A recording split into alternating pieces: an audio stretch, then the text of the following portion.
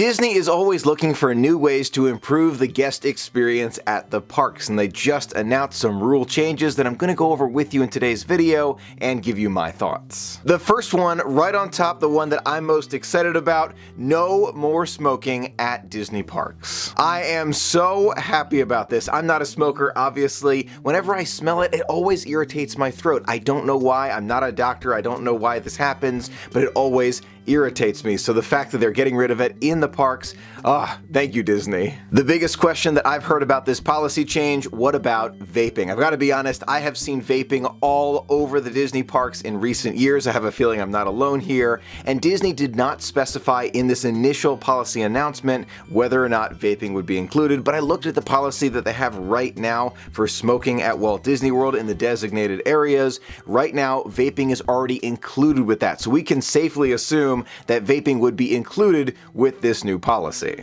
Now, I am very happy about this, but if you smoke, and according to the CDC, 15.1% of Americans still do smoke, Disney has not forgotten about you. They have designated smoking areas that they are putting together outside of the park. So right by the entrance, you'll be able to find a smoking area kind of off to the side. Disney will also be updating the designated smoking areas at Disney Springs and the Downtown Disney District in California. Now, to me, this goes to show that Disney is listening to their guests. For years, guests have said they do not like smoking in the parks, and now they're making this change. Thumbs up, Disney. Next up is a change to the stroller policy at Disney parks. Disney has made it relatively easy with the dimensions. Strollers must now be less than 31 inches wide and less than 52 inches long. If you've been to a Disney park recently, you probably know why Disney is making this change. If you look at those stroller parking areas, they can go 5, 6, 7 strollers deep, and they can go so long you can't even see the last stroller in line. And the double wide strollers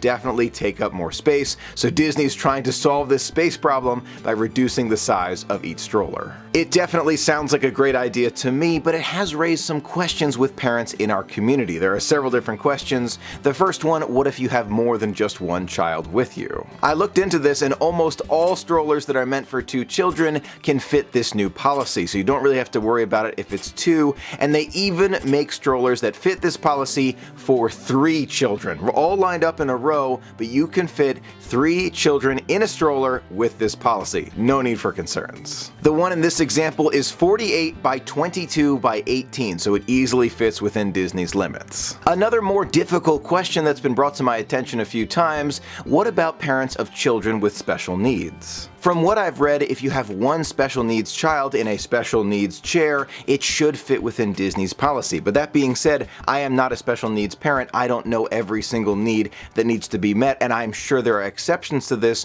where some parents will need larger strollers or chairs for their child. So what is Disney going to do for those who do need a larger chair, who have special needs? I wouldn't worry about it too much, simply because I know Disney really well. They're all about being accommodating to everyone. This is an initial policy announcement. We'll get more details very, very soon. When we do, Disney will post them on their website, and I'm sure they will address this question.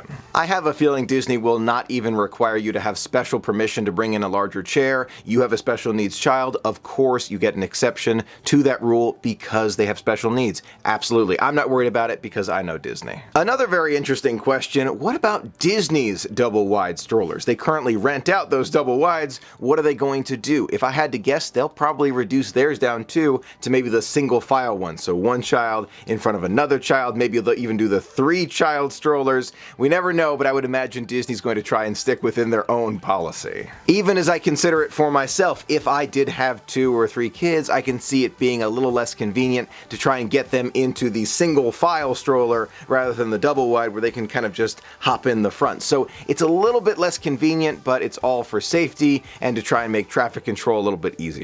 Next up, we have the Stroller Wagons, and as of May 1st, 2019, they are also no longer going to be allowed at Walt Disney World. I can understand this rule, I really can. It's a big safety hazard. It's a big cart you're rolling behind you. You don't see it. It could accidentally run over someone else's foot, or, oh my gosh, please, someone accidentally trips over it and the kids get hurt. It would not work well, so I can see why Disney is getting rid of them. Also, they take up a tremendous amount of space, and that's something Disney's trying to work with. If you've been to to Disney in recent years, you may have seen those Cinderella carriage-themed wagons that some parents are pulling around. They definitely look cool, but they will no longer be permitted at Walt Disney World. I have a feeling some kids and adults will not be happy with the fact that they can't bring in these carriages anymore, but Disney's trying to make the park safer and more fun for everyone by trying to limit the space. Last but not least, kind of a weird policy change: no more loose ice or dry ice allowed at Disney parks as of March 28th, 2019. That was yesterday. At first, this confused many of us, but Disney responded to their own post about this and gave us more information. They responded to an ice question by saying you may continue to bring ice inside water bottles or resealable bags. The new rule applies to ice that is loose within a container, such as a cooler. I have a feeling this policy change was made because of another safety issue. Just imagine someone opens their cooler, they eat their lunch, they say, you know what, we're done with the ice, and then they dump it out and it's not fully melted, and someone slips and falls, so that would not go well. So instead, they recommend something in a sealed bag or one of those freezer bags. Overall, I'm happy with these decisions, but I am especially happy with the no smoking policy. The fact that there will no longer be smoking or vaping inside the Disney parks. I know that there are some people who still smoke, but considering the fact that 85% of American adults do not smoke, this was the right decision. So what do you think of Disney's updated rules? Are you happy like I am that there's no more smoking inside the parks, or are you sad you can't bring in those double wide strollers anymore? Let me know your thoughts in the comments below. I would love to hear from you. Thank you so much for being a part of the magic with me. Until next time, have a magical day.